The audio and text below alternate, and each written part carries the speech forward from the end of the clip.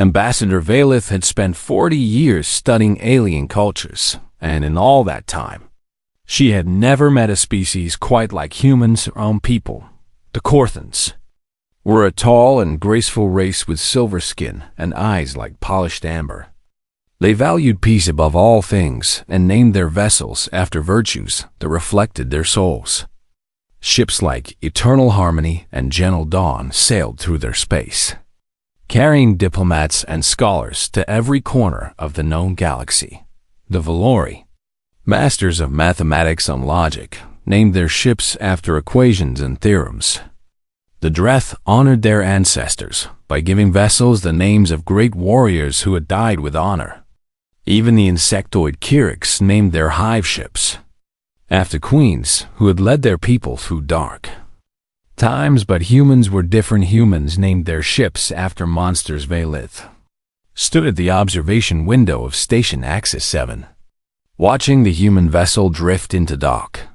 It was a warship called the Basilisk, and its hull was painted in colors of dark green and black. Weapons bristled from every surface like the spines of some angry creature, and its engines glowed with a fierce orange light that reminded her of predator eyes in the darkness. She had read about the basilisk in human mythology. It was a serpent king whose gaze could turn living things to stone. Why would anyone name a ship after such a terrible beast? The question had bothered her for decades. She had seen human ships called Kraken and Leviathan, Hydra and Cerberus, Banshee and Wendigo. Each name came from human legends, and each legend told of something awful. Sea monsters that dragged ships to watery graves. Three-headed dogs that guarded the realm of the dead. Screaming spirits that announced death. Flesh-eating creatures that hunted in frozen forests. What kind of people honored such nightmares? Today, she would finally ask. The diplomatic summit brought together representatives from 12 species, all gathered in the Grand Hall of Axis 7 to discuss trade routes and territorial boundaries. Valith found herself seated near the human delegation, close enough to study them without being obvious about it. They looked so fragile compared to other species. No natural armor like the Dreth, no poison glands like the Valori, no telepathic abilities like her own people. They were soft creatures with thin skin and dull teeth, and yet somehow they had carved out one of the largest territories in the galaxy. The human captain sat 3 seats away from her. His name was Marcus Cole, and he commanded the Basilisk. He was a man of middle years with gray touching his dark hair and lines around his eyes that suggested he smiled often. Nothing about him seemed monstrous at all when the summit broke for refreshments. Valith gathered her courage and approached him. "Captain Cole," she said, using the translation device fitted behind her ear. "May I ask you a question that has puzzled my people for many years?"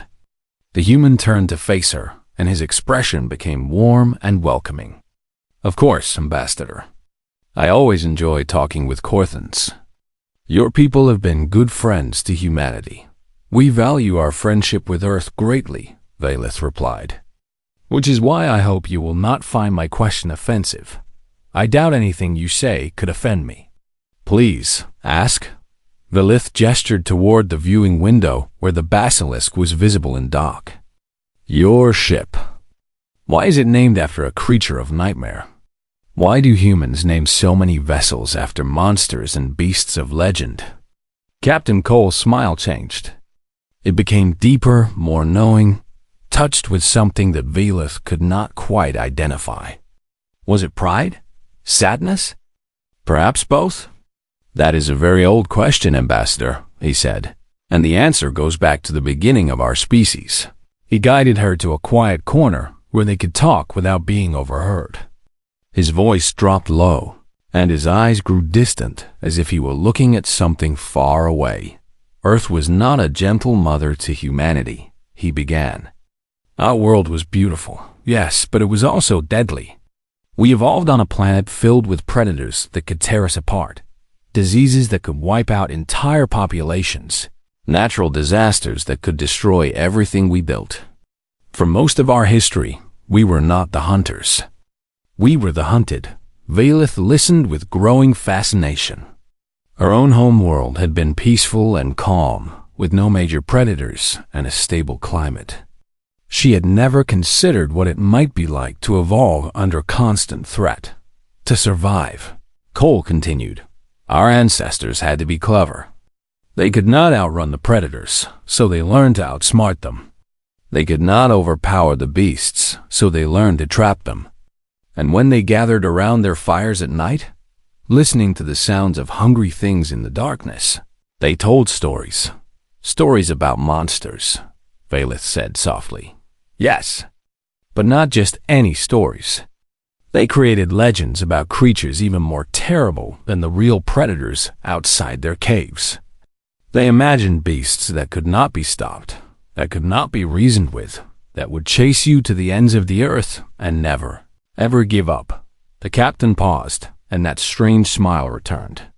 Do you know why they did this, Ambassador? Valith shook her head. Because they were practicing. They were teaching themselves to face fear itself. If you could imagine surviving an encounter with a dragon, or a sea serpent, or a demon from the pit, then the wolves outside your door did not seem so frightening. He placed his hand on the window, looking out at his ship with obvious affection. When we finally reached the stars, we did not leave those monsters behind. We brought them with us. We put their names on our ships as a reminder. A reminder of what? Valith asked, that we are the children of survivors. That our ancestors faced every terror that Earth could throw at them and refused to die. That when the universe sends darkness against us, we will answer with monsters of our own. He turned back to face her, and for just a moment, Valith saw something ancient and fierce in his eyes. Something that made her heart beat faster despite herself. We do not worship fear, Ambassador. We remember it. We learned its lessons. And we made sure that nothing in this universe would ever make us feel helpless again. Valith did not know what to say. She filed his words away in her memory, planning to meditate on them later. At the time, she thought it was simply human philosophy. Interesting, but not particularly relevant to her own life. She would learn otherwise very soon. 3 days later, everything changed. The passenger liner Celestial Wanderer was 3 days out from station. Axis 7, when disaster struck Valith, had been enjoying the journey. The ship was comfortable and well-appointed, with viewing galleries that offered spectacular views of passing nebulae and distant star systems. She spent her mornings in meditation and her afternoons supervising the delegation of young Corthans who had been placed in her care. There were 23 of them. Children between the ages of 8 and 14 in human years. They were part of a cultural exchange program, traveling to a human colony world to learn about Earth customs and make friends with human children their own age. It was exactly the kind of peaceful mission that Valith loved. The children were delightful, curious about everything, full of questions, eager to experience new things. They reminded her of why she had become a diplomat in the first place. Building bridges between species was the most important work anyone could do. She was teaching them a traditional Corthan meditation technique. When the alarms began to scream, the ship shuddered violently, and emergency lights flooded the corridors with harsh red illumination. Valith grabbed the nearest children and pulled them close as the artificial gravity flickered. Around her, the other young Corthans cried out in fear. Everyone stay calm, she commanded, using her most authoritative voice. Stay together and follow me. She led them toward the central gathering hall, where passengers were supposed to assemble during emergencies. The corridors were chaos, filled with running figures and shouting voices. Valith caught fragments of panicked conversation as she moved. Pirates. Wraith Syndicate. 12 ships. We are going to die. Her blood turned to ice.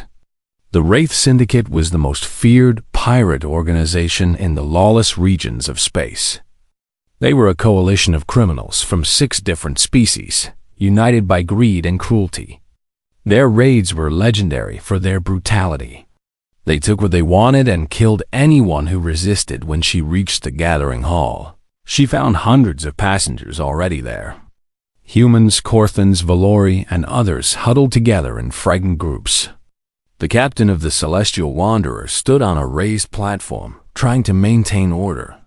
"Everyone please remain calm," he announced through the ship's speakers. "We have been surrounded by hostile vessels. They have demanded our cargo and a selection of hostages. Our security team is preparing to defend the ship, but I must be honest with you. We are outgunned and outmatched." A wave of despair swept through the crowd. Lilith pulled her children closer, forming a protective circle around the youngest ones. Their large amber eyes looked up at her with trust that broke her heart. She made her way to the observation windows and looked out into space. What she saw made her stomach clench. With terror, 12 warships surrounded the Celestial Wanderer like predators circling wounded prey. They were ugly vessels, cobbled together from stolen parts and decorated with the bones and symbols of past victims. The largest ship bore the name Prophet's Edge on its scarred hull, and Valith knew it must be the flagship of the Syndicate fleet. A harsh voice crackled over the communication system. "Attention, prey. This is Commander Vex of the Wraith Syndicate. You have 1 hour to prepare 20 million credits in cargo and 50 hostages of high value. Fail to comply, and we will board your ship and take what we want by force. Resist us, and everyone aboard will die. Choose wisely." The transmission ended, and silence fell over the gathering. Hal Valith looked at the security officers who stood near the doors. There were perhaps 30 of them, armed with light weapons designed for shipboard use. They were brave individuals. She could see that in their faces, but they knew the truth. 30 guards could not stop a Syndicate boarding party. One of the children tugged at her robe. A small girl named Kaitha, only 8 years old. "Ambassador, are the bad people going to hurt us?" Valith knelt down and took the child's hands in her own. "I will not let anyone hurt you," she said, though she did not know how she could keep that promise. Time passed with agonizing slowness. Passengers wept and prayed to whatever gods they believed in. Some wrote final messages to loved ones. The security team checked their weapons again and again, preparing for a fight they could not win. Valith found herself thinking about Captain Cole and his strange words about monsters. What good were monsters now? What good were fierce names and ancient legends when real evil surrounded them? Then something changed. A ripple of movement passed through the crowd near the windows. Voices rose in confusion, then excitement. Valith pushed through the press of bodies to see what was happening. A new ship had arrived. It dropped out of hyperspace with impossible precision, appearing directly between the Celestial Wanderer and the pirate flagship. It was a human vessel. She could tell by the angular design and the military markings on its hull. It was smaller than the pirate ships, perhaps 800 meters long, painted in colors of dark gray and black, and on its side, in letters of burning gold, was a name: U-E-N Gorgona Gorgon. Valith had learned about those too.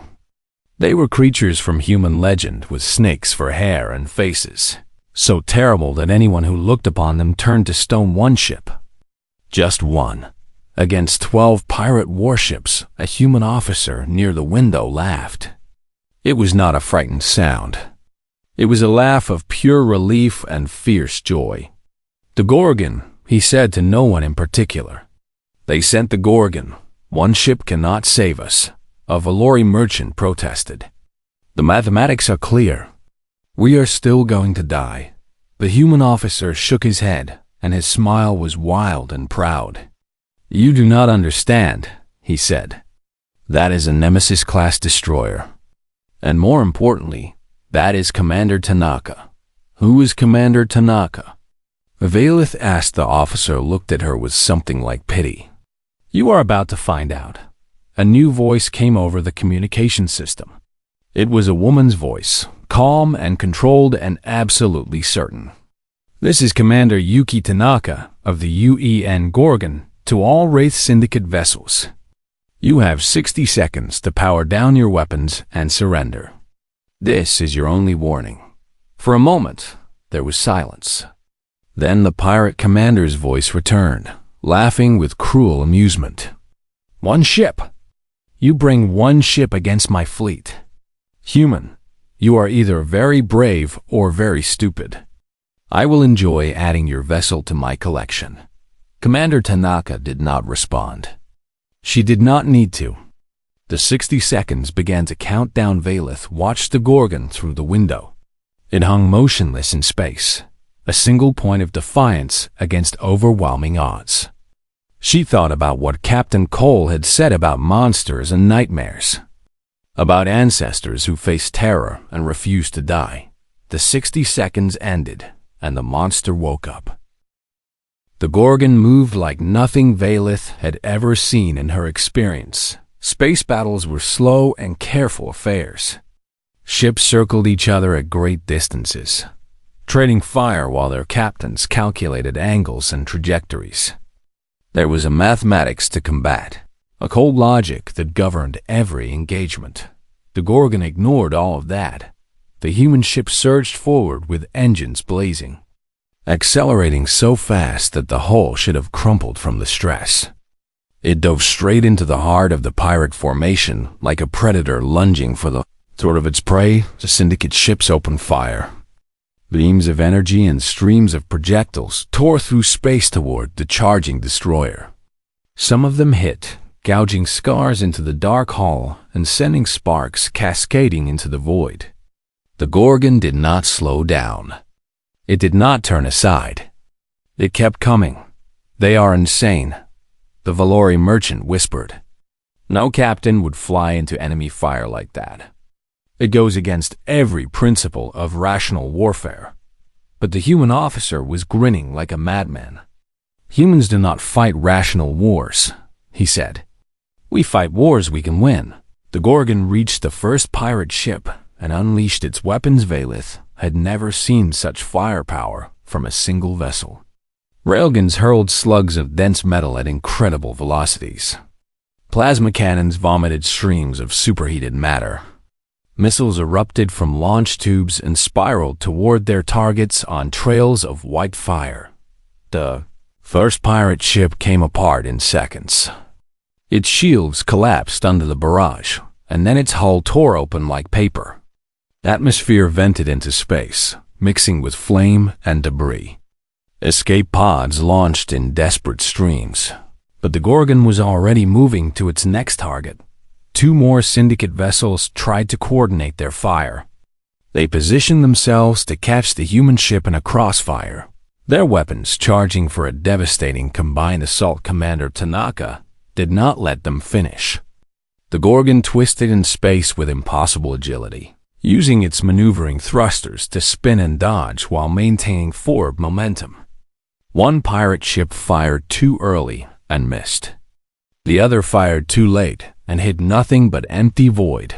The Gorgon returned fire without mercy. It crippled both ships in a matter of moments, targeting their engines and weapon systems with surgical precision. The pirates were left drifting and helpless, no longer a threat. 4 down. Someone counted. 8 to go, but the remaining syndicate ships were not going to make it easy. They had recovered from their initial shock and were beginning to coordinate. 4 of them formed a defensive line between the Gorgon and the flagship, while the other 4 tried to circle around and attack from behind. It should have worked. 4 to 1 odds from 2 directions. Any normal ship would have been overwhelmed. The Gorgon was not a normal ship. Commander Tanaka split her fire, engaging enemies on both sides simultaneously. The destroyer spun on its axis while continuing to move forward, creating a spiraling pattern of destruction that no enemy could predict. Lasers flashed in every direction. Missiles launched in rapid succession. The void lit up with the fires of battle. Valeth watched one pirate ship take a direct hit to its reactor core. The vessel exploded in a bloom of white light, briefly outshining the distant stars. Another ship lost its engines and began to tumble helplessly. A third suffered a breach in its crew compartments and went silent as atmosphere rushed out into the hungry vacuum. The Gorgon took damage too. Valith could see it accumulating. A section of the hull had been torn open, venting atmosphere in a thin white stream. One of the weapon turrets had gone dark. Scorch marks covered the once sleek surface, but it did not stop. It did not retreat. It kept fighting with the same terrible intensity, as if the damage meant nothing at all. How? Valith breathed. How can one ship do this? The human officer answered without looking away from the battle. Because that ship has something the pirates do not have. It has people worth dying for. Those pirates fight for money. Commander Tanaka and her crew fight for the 4,000 souls on this liner. There is no comparison. The syndicate line broke. The surviving pirate ships scattered, their coordination falling apart as fear took hold.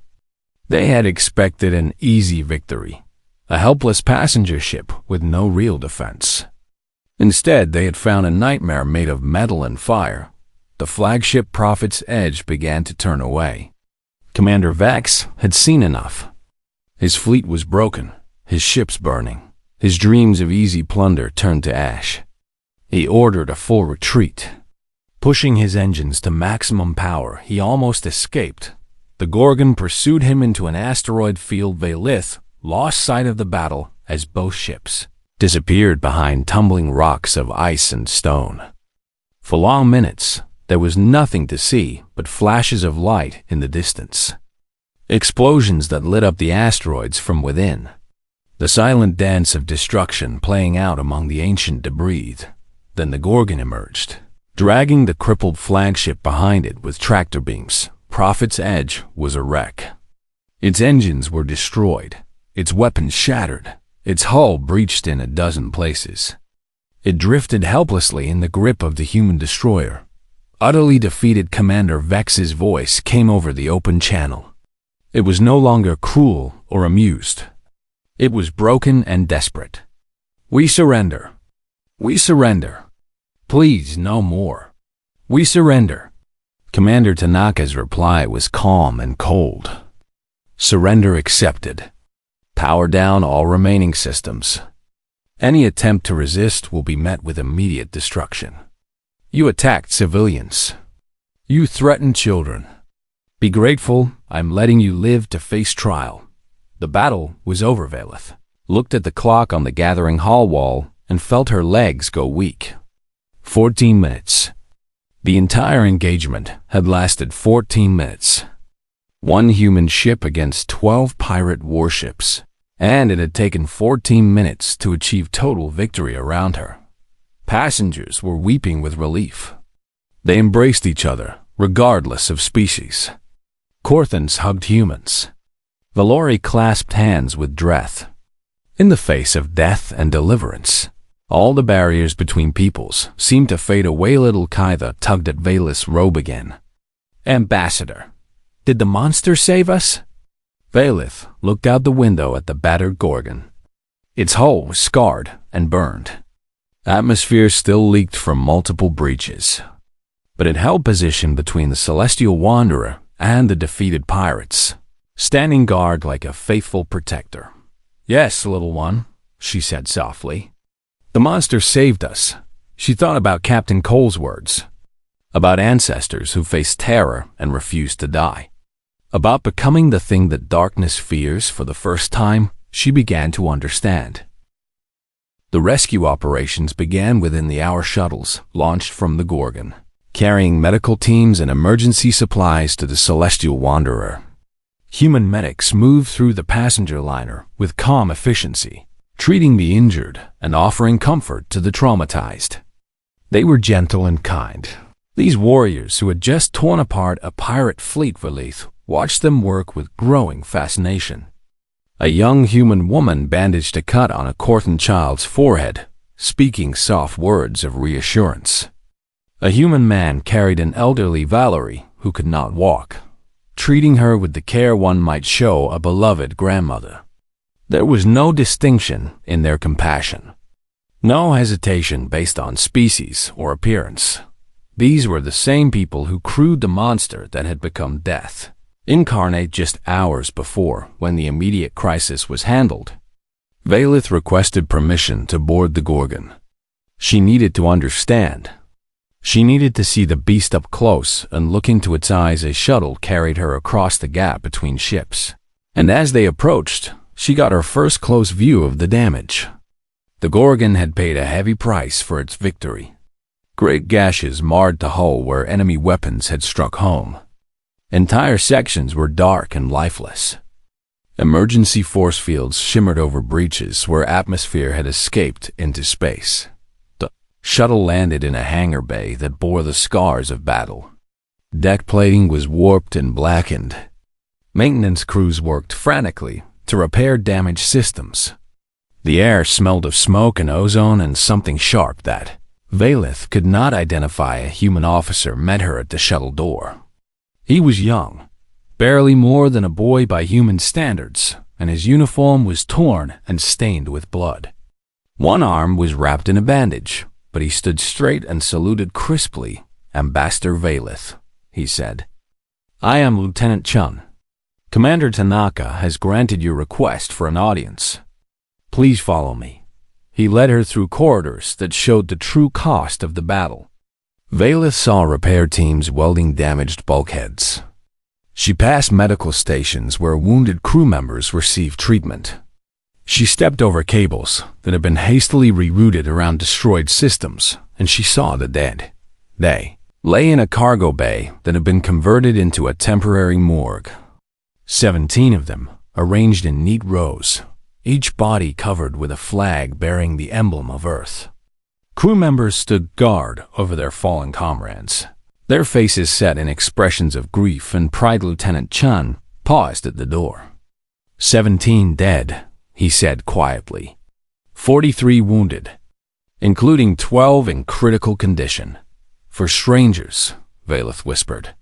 They died for strangers. They died for people who needed help, Chun replied. That is what we do. They continued to the bridge, and there Valeth found Commander Yuki Tanaka. She was not what Valeth had expected. The ambassador had imagined some fierce giant of a woman, scarred and hard-eyed. Instead, she found a small human of Asian descent, barely reaching Valeth's shoulder, with short dark hair and delicate features.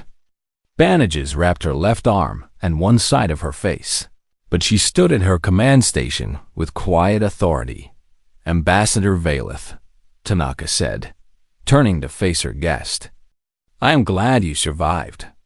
When we received the distress call, we feared we might be too late. You came alone, Valeth said. Against 12 ships. You could have died. You should have died.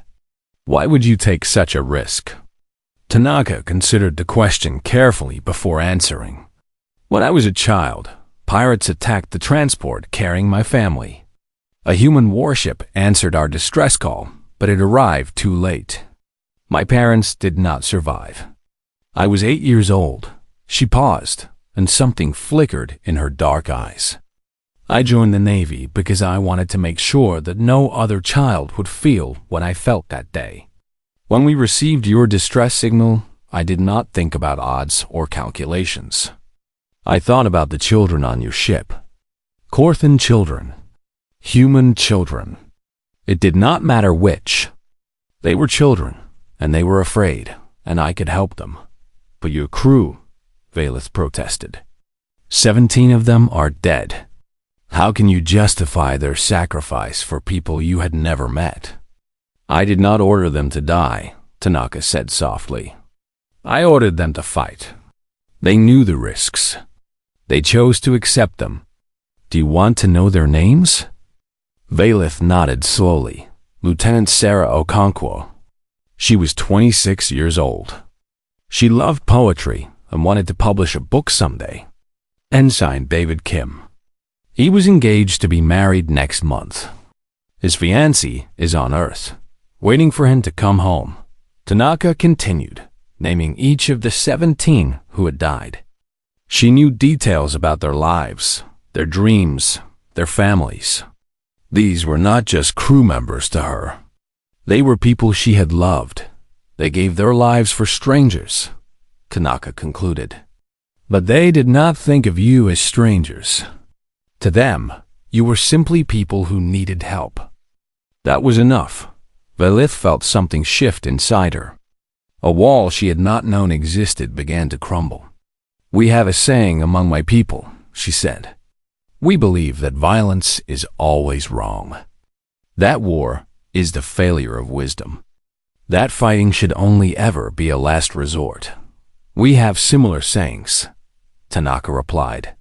But we also learned something else on our homeworld. Sometimes the darkness will not negotiate. Sometimes evil will not listen to reason. Sometimes the only way to protect the innocent is to become more terrible than the things that threaten them. She turned to look out the bridge windows at the distant stars. Our ancestors survived because they learned to fight back. They created legends about monsters, not because they worshiped destruction, but because they needed to imagine something strong enough to face the darkness. And when they could not find such monsters, they became them instead. The ship's named after nightmares, Vela said quietly. Yes. Every human warship carries the name of something terrible. We put the darkness in our guns and engines. We wear the faces of monsters so that real monsters will learn to fear us. But we do this not because we love violence. We do this because we love the people we protect. Tanaka turned back to face the ambassador, and Velith saw something in her eyes. Exhaustion, yes, and grief for her fallen crew. But also something fierce and unbreakable. Something that would never surrender, never stop fighting, never give up. You asked me why we came, Tanaka said. The answer is simple. There were children on your ship. They were afraid. And as long as humans draw breath, we will answer when children cry for help. That is who we are. That is what we do. Velith bowed her head in respect.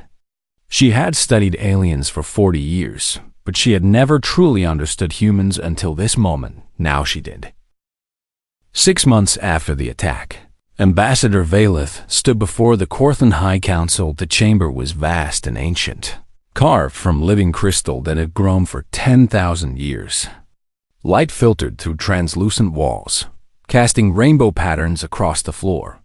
The 12 council elders sat in a semicircle, their silver faces serene and ageless, their amber eyes fixed upon her with patient attention. This was the most important presentation of her career. The council had requested a full report on humanity, and Velith had spent months preparing. She had studied human history, their wars and their triumphs, their cruelties and their kindnesses. She had interviewed survivors of the attack, including the 23 children who still spoke of the Gorgon with wonder in their voices. But most importantly, she had spoken at length with Commander Tanaka and the crew of that battered warship. She had attended the memorial service for the 17 who had died. She had watched humans mourn their dead and celebrate their survival. She had seen them at their worst and their best. Now she would share what she had learned. Honored elders. She began, her voice steady and clear. You asked me to explain humanity, to help our people understand these strange beings who have become our allies. I have spent months searching for the right words, and I believe I have finally found them. She activated the holographic display behind her. An image of the Gorgon appeared, battered but unbroken, hanging in space like a guardian spirit. Humans name their ships after monsters, she said. For decades, this practice confused us. Our people name vessels after virtues. The Valori use mathematical concepts. The Dreth honor their ancestors. But humans choose names like Leviathan and Hydra, Cerberus and Banshee, Kraken and Gorgon. Names of nightmares, names of terror. Names of the impossible beasts that haunted their ancestors around ancient fires. She paused to let the council consider this. I once asked a human captain why his people do this. He told me that Earth was not a kind mother. It was a world of predators and disasters, diseases and ice ages. Humanity did not evolve in safety. They evolved in fear. They survived not because they were the strongest or the fastest, but because they refused to give up. The image changed to show Earth, that small blue world that had birthed such remarkable beings. Their ancestors faced terrors we can barely imagine. They were hunted by creatures with fangs and claws. They watched their children die from invisible sicknesses. They saw their homes destroyed by earthquakes and floods. And through it all, they told stories. Stories about monsters, Elder Vanthos said softly. Yes, but not stories of defeat. Stories of survival. They imagined creatures more terrible than any real predator, beasts that could not be stopped or reasoned with, nightmares that would hunt you to the ends of the earth. And then they imagined themselves surviving those encounters. The Lith stepped closer to the council, her voice dropping low. They were teaching themselves to face fear itself. If you could imagine standing against a dragon, then the wolves outside your cave did not seem so frightening.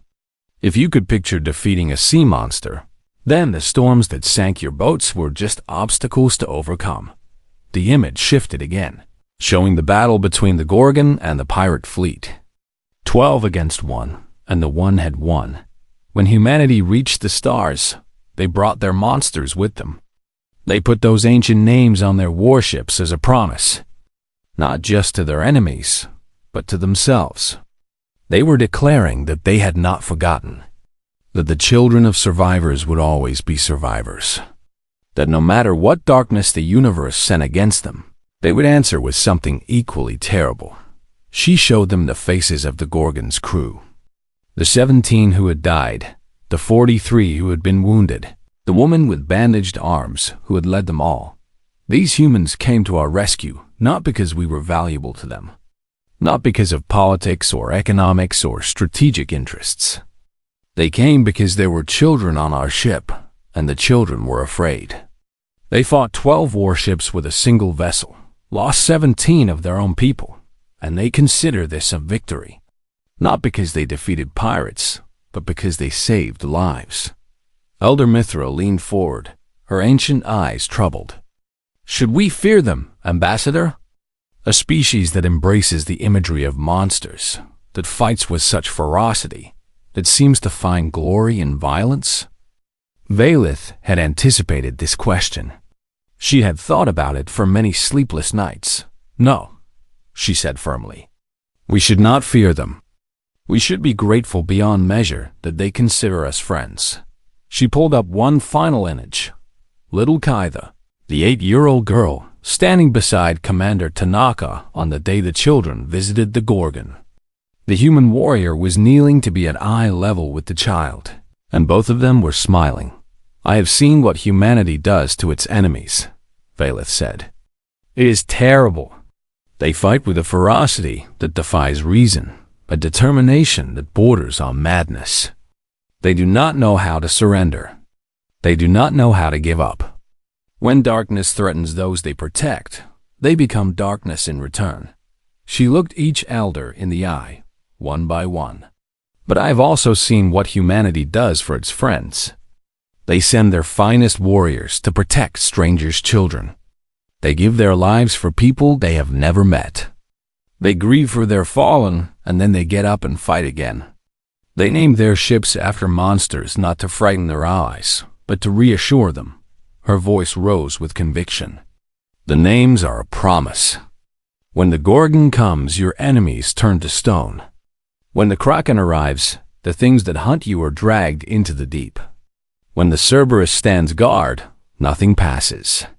Not death itself. These are not warnings. They are declarations of protection. She let the silence stretch for a long moment before delivering her conclusion. Honored elders, you asked me why humans named their ships after monsters. The answer is simple. Humans do not have natural armor like the Dreth. They do not have poison like the Valori. They do not have our telepathy. But they have something more powerful. They have the ability to become whatever they need to be. When their world demanded survivors, they became survivors. When the galaxy demanded warriors, they became warriors. And when their friends needed protectors, they became the monsters under their enemies' beds. The nightmares that guard the innocent. The terrible things in the dark that fight the other things in the dark. She bowed her head in respect to the council. They asked me why humans name their ships after monsters. Now I know. It is not a threat. It is a gift. It is their way of saying, we will become anything we have to become to keep you safe. When the darkness comes for us, so will the monsters. And the monsters will be on our side. The council sat in silence for a long time after she finished. Then, one by one, they rose and bowed to her. The highest honor a Corthan could receive. But Valith did not think about honors. She thought about a battered warship limping home to port. About 17 graves on a distant human world. About a small woman with fierce eyes who had faced impossible odds for strangers' children. She thought about monsters. And she smiled because she finally understood.